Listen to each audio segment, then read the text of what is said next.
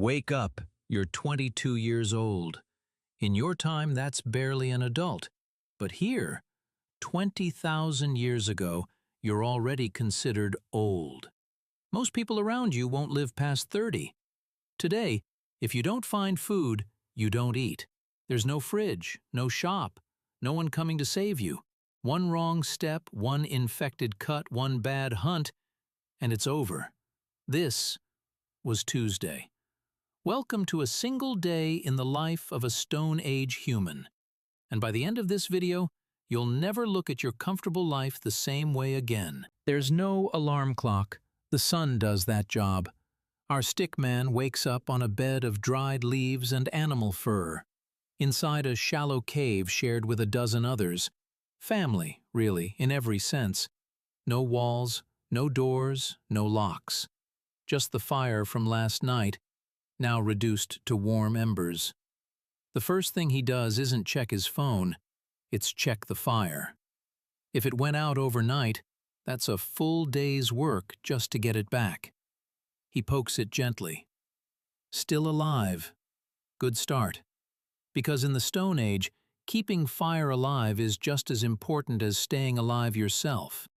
Before breakfast, there's a job to do, and it's not optional. Water. Not from a tap, from a river, a mile away, through territory shared with wolves, big cats, and things much bigger than a stickman. He grabs a hollowed-out gourd and heads out, moving quietly, eyes scanning the tree line. Every rustle in the bushes could be nothing, or it could be everything. This walk, that you'd do in 5 minutes with a bottle, takes him nearly an hour. Round trip, if nothing goes wrong. And today, something is about to go wrong. A twig snaps. Our stickman freezes mid-step. 20 feet away, a large cat emerges from the brush, eyes locked on him.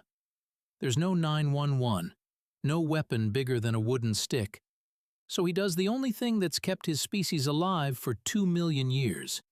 He thinks fast. He backs away slowly, never turning his back, moving toward higher rocky ground where the lion can't easily climb. His heart is pounding, but his feet stay steady. Seconds stretch into what feels like forever, and finally, the lion loses interest and turns away.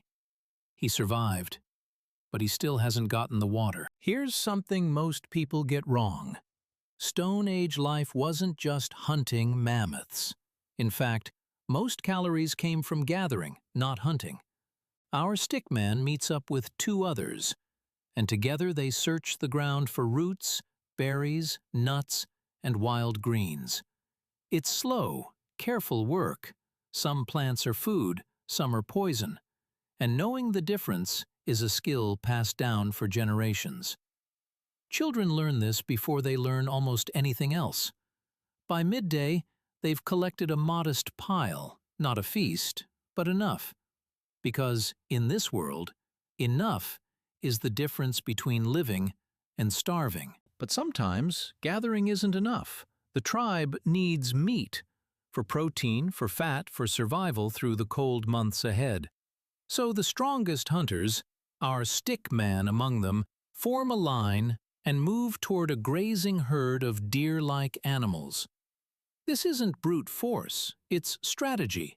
Hand signals instead of shouting, patience instead of panic. They wait, they circle, they drive one animal away from the herd.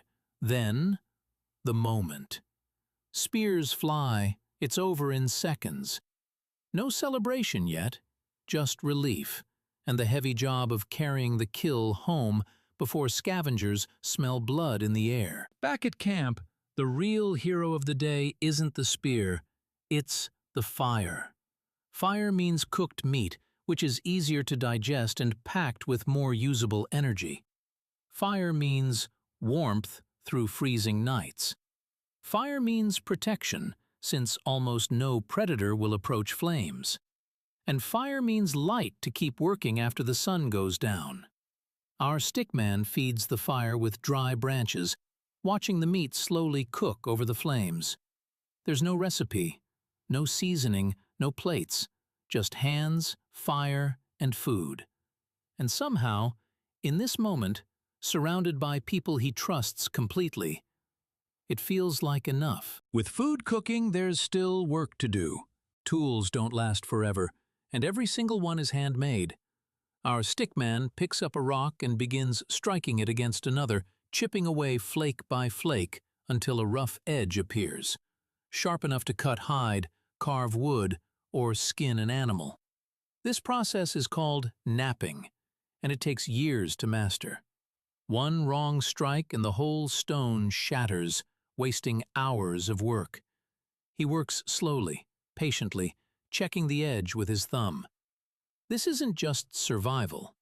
This is Stone Age engineering, and it's smarter than most people give it credit for. Stone Age life wasn't just brutal survival. It was deeply social. Children play nearby, mimicking the adults, throwing small sticks like spears, practicing skills they'll need for life. Elders, though rare, are treasured. They hold decades of memory on which plants heal wounds, which berries are poison, where water can be found in a drought. There's no writing, so knowledge survives only through stories, told again and again around the fire. Our stickman watches a child proudly show off a poorly made stone tool, and he smiles, correcting the grip gently. This is how humanity survived, not alone, but together. But we can't sugarcoat this. Life here is fragile. There's no medicine for infections, no dentist for a rotting tooth, no doctor for a broken bone that never heals right. Childbirth is dangerous for both mother and baby. A simple cut can turn deadly within days. Nearly half of all children won't survive to adulthood. Our stickman has already lost a brother to sickness and a friend to a hunting accident. Death isn't hidden away in hospitals here. It happens right in the open, among family, and everyone learns to live alongside grief far earlier than we ever do today. And yet, even surrounded by hardship, Stone Age humans created something remarkable. Art. Deep inside caves, using charcoal and ground pigment, they painted animals, handprints, and symbols we still don't fully understand. Was it religion? Storytelling? Memory keeping? Nobody knows for certain. Our stickman dips his fingers into red ochre paint and presses his hand against the cool cave wall, leaving a mark that, incredibly, could last for over 30,000 years. In a life this short and this hard, he still found time to say, in the only way he could, I was here. As night falls, our stickman lies down by the fire, exhausted, alive, and surrounded by people who depend on him as much as he depends on them. No phone, no fridge, no hospital. And yet, laughter, storytelling, art, love, and community, all still very much alive. Maybe the biggest difference between then and now isn't intelligence or capability. It's just convenience. We solved the hunger, we solved the danger, but somewhere along the way, some say we lost a little of that closeness they had by necessity. So, would you have survived a single day back then? Let me know in the comments. And if you want to see how humans figured out farming next, hit subscribe, because that story changes everything.